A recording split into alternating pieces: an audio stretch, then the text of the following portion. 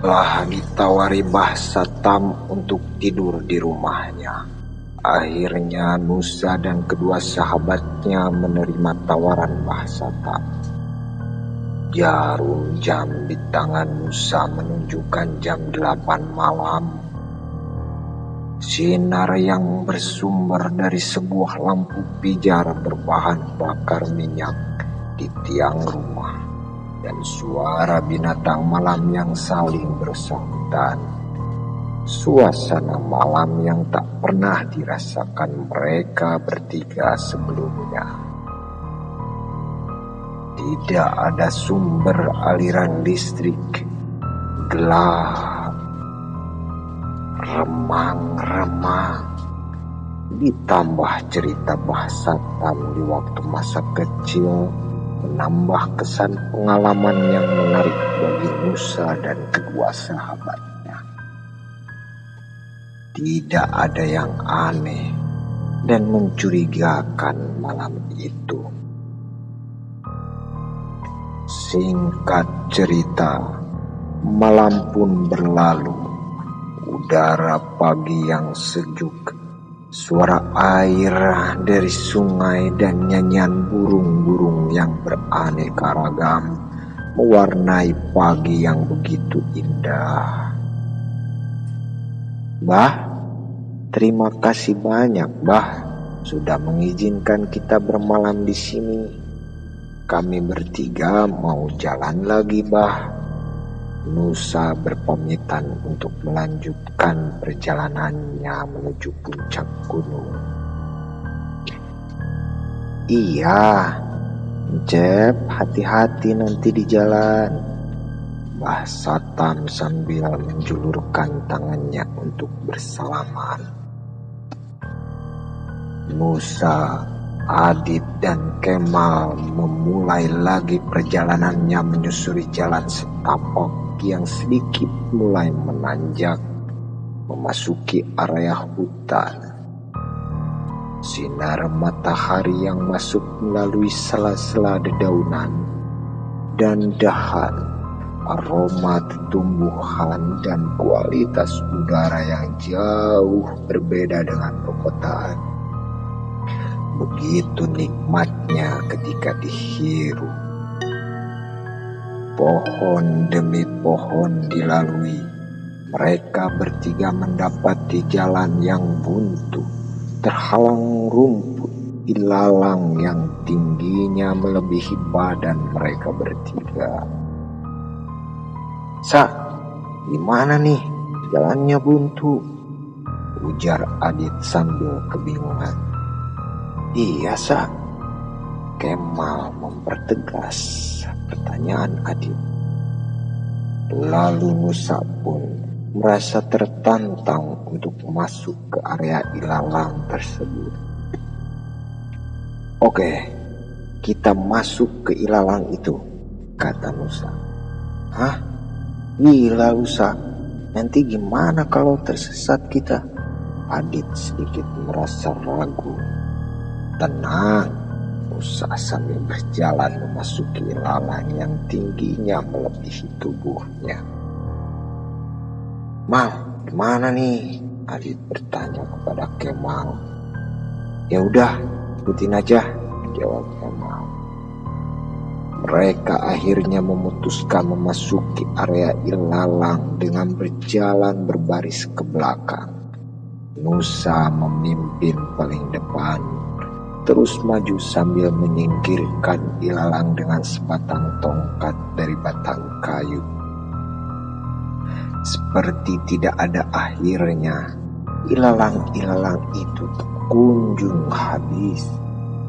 Tiba-tiba, setelah hampir 30 menit di dalam area ilalang, Nusa menghentikan jalannya. Stop! Ayo kembali. Lah, ada apa, Sa? Adit keheranan.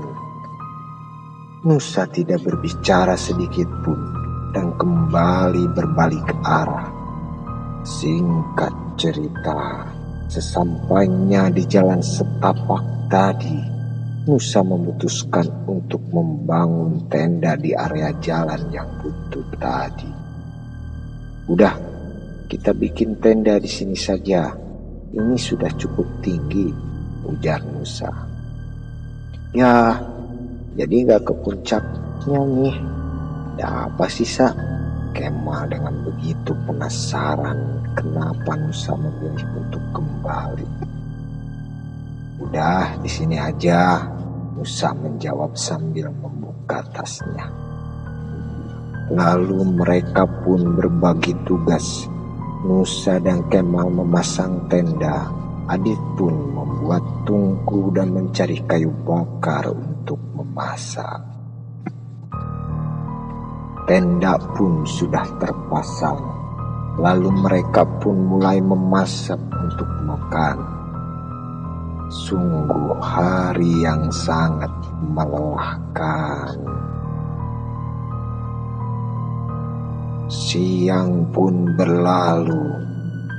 Sekitar jam 5:30 mereka pun mengumpulkan kayu-kayu untuk dibakar menjadi api unggun sebagai pencahayaan.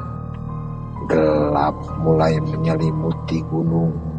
Suara binatang malam, serangga hingga gonggongan anjing basatan terdengar jelas di bawah sana, menjadikan suasana malam mencekam.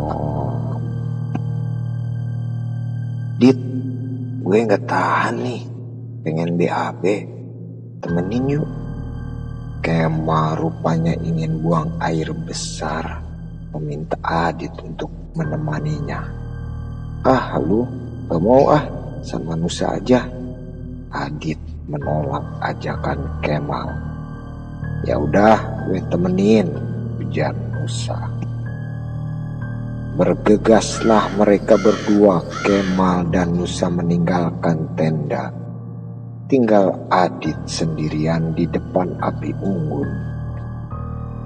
Dan ketika lagi asik menghisap rokoknya, Adit mendengar suara pergerakan dari arah tumbuhan liar.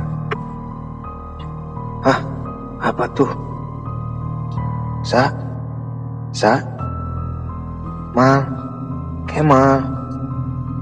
Kalian jangan bercanda deh.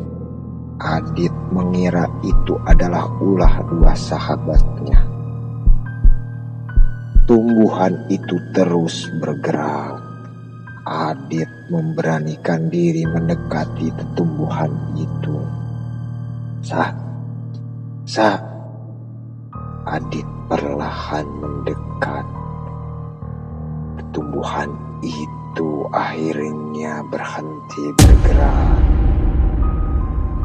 Kenapa ya bergerak? Takut ah. Adit kembali ke api unggun dengan tergesa-gesa karena takut. Tiba-tiba tenda dan api unggun hilang dari penglihatan Adit. Yang ada hanya gelap gulita. Ah, gue di mana ini? Nusa, Kemal. Di lain tempat, Nusa dan Kemal selesai buang air besar, hendak kembali ke tenda.